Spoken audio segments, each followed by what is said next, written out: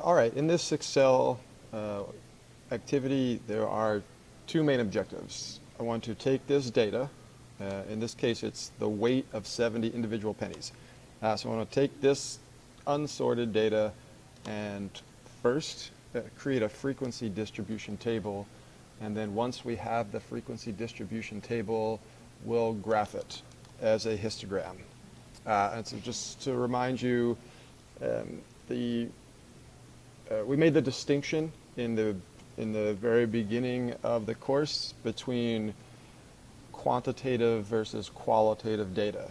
So we have two different graphs, very similar, bar graph and histogram. They both consist of vertical bars. The height of each bar is the number of data values. So with a regular frequency distribution table, we could use a bar graph if we're dealing with categorical data or qualitative data. Once we start grouping the data into classes, then we use a histogram. They're both vertical. Technically, they're both types of bar graphs, but what we call a bar graph is counting individual values, counting repeated values. In a group distribution, we're counting how many values occur within a certain range. So for that to happen, of course, the data has to be numerically valued. In a bar graph, the bars are separated by some space. In a histogram, the bars are adjacent. Okay, so back to the Excel activity. And again, this came up in an earlier Excel sheet. I'm going to show you how to use Excel to count two different ways. So I copied two frequency distributions. The one on the left, I'll be using the more complicated count-ifs function. I'll go through that with you again. You might want to just focus on the one on the right, just the count function. In this case, since we have 6 individual classes, you'll have to do it in 6 different steps. That's the drawback with the count function. If you're using the count-ifs function, you could complete the whole counting process, each of the 6 individual frequencies, all in one step. So, and actually also, if we're using the count function, we can't have our data in a 2-dimensional array like this. We have to rearrange our data into a single column. So if I'm using the count-ifs function, what I'm basically doing is I want Excel to sort through or to scan this whole block of data. And for example, this first block where I have my cursor, I want Excel to tell me how many of those numbers are in the range 2.4 to 2.49. So the formula for this is, so basically I'm telling Excel to count if a number is in that range. That's why it's called the count-if function. So I'll say equal,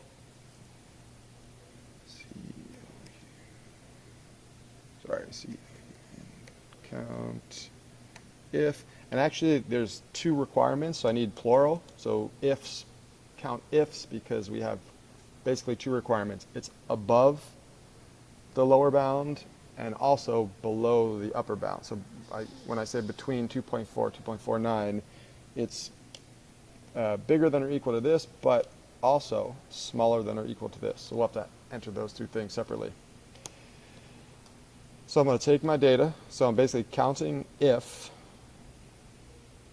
my data. Now, remember, we're going to be using the same data for each of the 6 frequencies.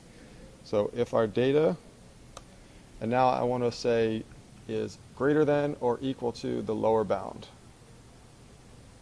So for that parameter, in Excel, the syntax we need is quotation marks. So greater than, equal to, close quote. So I'm basically taking this data, A3 to G12, and saying count any number if it is greater than or equal to, and I'll link it to the lower bound with an ampersand.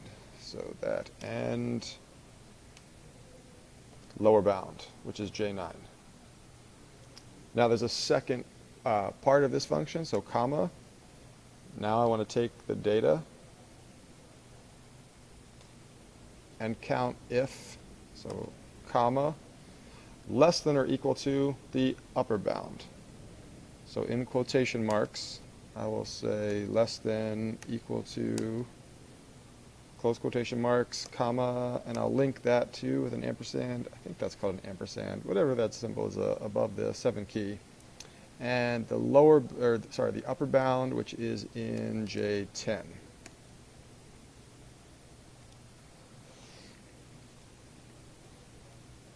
Okay, so let's see if that works. No. What's wrong with the problem here? So equal to, oh, sorry, comma shouldn't be there.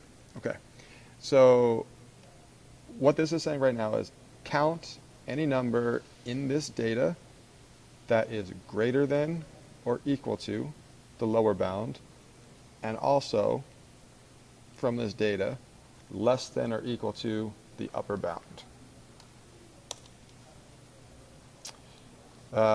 The problem is, if I want to copy this formula down, Excel is going to increase the index on, in this case, if you look up here at the formula bar, the A3, if I drag the formula down, will become A4 and then A5, but I want it to stay A3. So remember, we need $signs on the PC. Shortcut is function F4. I don't know what the keyboard shortcut is on Mac. Unfortunately, you can look it up, or you can just manually put in $signs. So, function F4. So I'm going to freeze the A3 to G12, and again I'll freeze the A3 to G12. So if you look up here on the function bar, count ifs, 2 criteria. 1, our data is greater than or equal to the lower bound. And, I actually have a problem with my formula. That should not say J10. Sorry, that should say K9. So our data greater than or equal to the lower bound, which is here in red, and then data less than or equal to upper bound, which is in purple over here. And now, the benefit of this, especially if the distribution or the criteria you're counting, or the table you're using, if there's a lot of classes, you type this in once, and you could drag down the formula, and Excel will update the formula. So now, if you look at the function bar, we have J10 and K10 for the next class, J11, K11, so on and so on. Again, I'm showing you this just so you're aware that every single function in Excel is not as basic as just equal, average, parentheses, data. The functions are not just one step. So this is more to just give you a feel for where you might go if you continue learning Excel. What I recommend is maybe doing the counting this way, using the count function. So basically, if you just say equal count, highlight some data, Excel will tell you how many pieces of data you have. So the only issue here is we need the data in one column. So I'm going to copy this data, and unfortunately I'm going to have to copy it column by column. So that's 1, 2,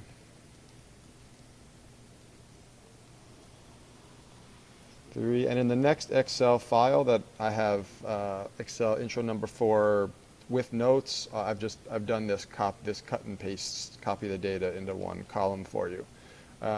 The reason I specifically gave the data in this like 2-dimensional block is to just let you know that sometimes data is annoying to work with. Like when you pull raw data off the internet, sometimes it's not in the form you need it. So this first step with any sort of data analysis is to gather your data and arrange it or organize it in a form that you could work with. 2 more to go.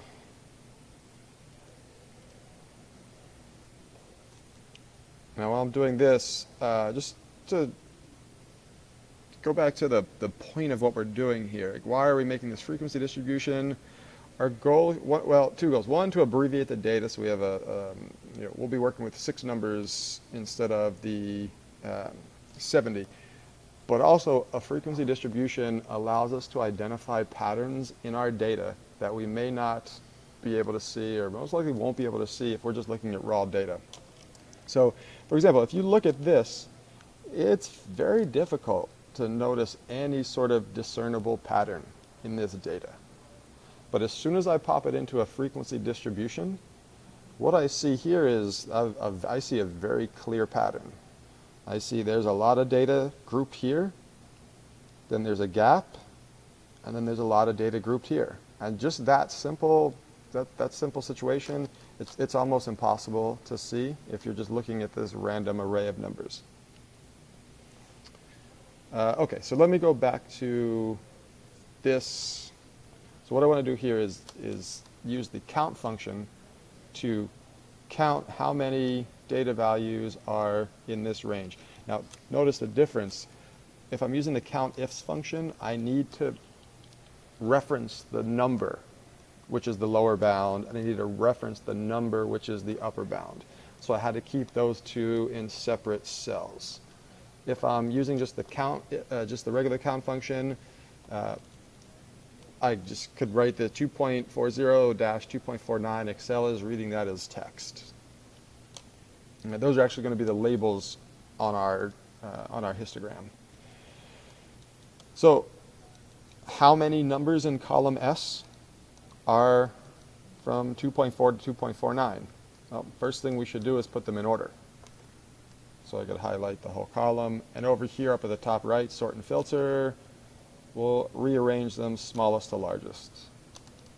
And in one click, done. Excel's done the sorting for you. So here I could say equals count, and I'm manually just going to highlight all of the numbers from 2.4 to 2.49. And it's as simple as that, 18. I'll actually change this to, I'll format the cell so there's no decimal points. Number, decimal places down to 0. So 18. And of course we get the same result whether we're using the countifs function or the count function. But the drawback to this, it's a simpler function. It's just equal, count, data, done. The drawback is you have to do it manually for each range of values.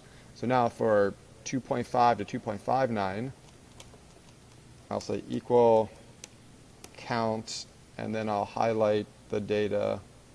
I'll highlight the cells containing data or numbers from 2.5, and I'll stop when I get to 2.59. And there was 2.59.